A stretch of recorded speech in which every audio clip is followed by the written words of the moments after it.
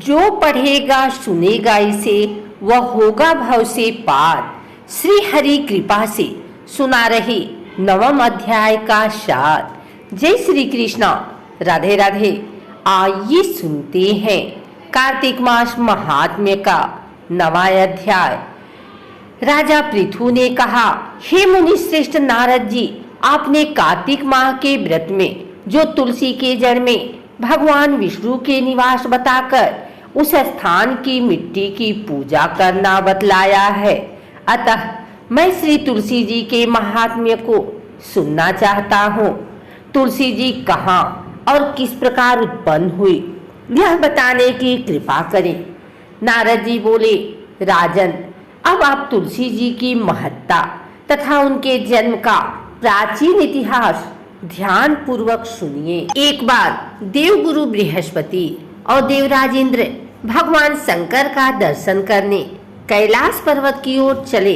तब भगवान शंकर ने अपने भक्तों की परीक्षा लेने के लिए जटाधारी दिगंबर का रूप धारण कर उन दोनों के मार्ग में अवरोध उत्पन्न किया। यद्यपि वह तेजस्वी, शांत, लंबी भुजा और चौड़ी छाती वाले गौरवर अपने विशाल नेत्रों से युक्त तथा सिर पर जटा धारण किए वैसे ही बैठे थे, तथापि उन भगवान शंकर को न पहचान कर इंद्र ने उनसे उनका नाम व धाम आदि पूछते हुए कहा कि क्या भगवान शंकर अपने स्थान पर हैं या कहीं गए हुए हैं। इस पर तपस्वी रूप भगवान शिव कुछ नहीं बोले। इंद्र को अपने त्रिलोकीनाथ होने का गर्व था।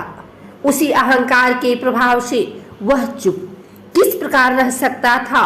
उसने क्रोधित होते हुए उस तपस्वी को घुड़क कर कहा, अरे मैंने तुझसे कुछ पूछा और तू उसका उत्तर भी नहीं देता। मैं अभी तुझ पर वज्र का प्रहार करता हूँ, फिर देखता हूँ कि कौन तुझे दुर्मति की रक्षा करता है। इस प्रकार कहकर जैसे ही इंद्र ने उस जटाधारी दिगंबर को मारने के लिए हाथ में वज्र लिया, वैसे ही भगवान शिव ने वज्र सहित इंद्र का हाथ स्तंभित कर दिया और विकराल नेत्र कर उसे देखा।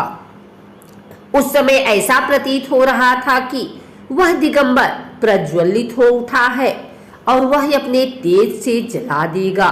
भुजाएं स्तंभित होने के कारण इंद्र दुखित होने के साथ साथ अत्यंत कुपित भी हो गया, परंतु उस जटाधारी दिगंबर को प्रज्वलित देखकर बृहस्पति जी ने उन्हें भगवान शंकर जानकर प्रणाम किया और दंडवत होकर उनकी स्तुति करने लगे। बृहस्पति भगवान शंकर से कहने लगे, हे दीनानाथ, हे महादेव, आप अपने क्रोध को शांत कर लीजिए और इंद्र के इस अपराध को क्षमा कीजिए।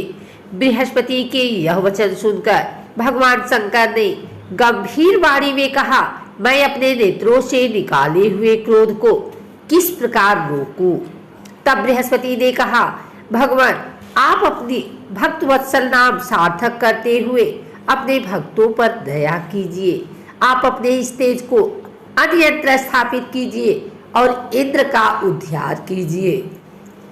तब भगवान शंकर गुरु बृहस्पति से बोले, मैं तुम्हारी स्तुति से अत्यंत प्रसन्न हूँ। तुमने इंद्र को जीवन दान दिलवाया है। मुझे विश्वास है कि मेरे नेत्रों की अग्नि अब इंद्र को पीड़ित नहीं करेगी। बृहस्पति से इस प्रकार कहकर भगवान शिव ने अपने मस्तक से निकाले हुए अग्निमय तेज को अपने हाथों में ले लिया और फिर उसे क्षीर सागर में डाल दिया। तत्पश्चात भगवान शंकर अंतर ध्यान हो गए। इस प्रकार जिसको जो जानने की कामना थी उसे जानकर इंद्र तथा बृहस्पति अपने अपने स्थान को चले गए। अगर आपको हमारी वीडियो अच्छी लगी हो तो इसे लाइक करें, कमेंट करें, शेयर करें। हमारे चैनल को सब्सक्राइब करके बेल नोटिफिकेशन ऑल पर सेट कर लें ताकि आगे आने वाली वीडियो सबसे पहले आप तक पहुंच सके। धन्यवाद।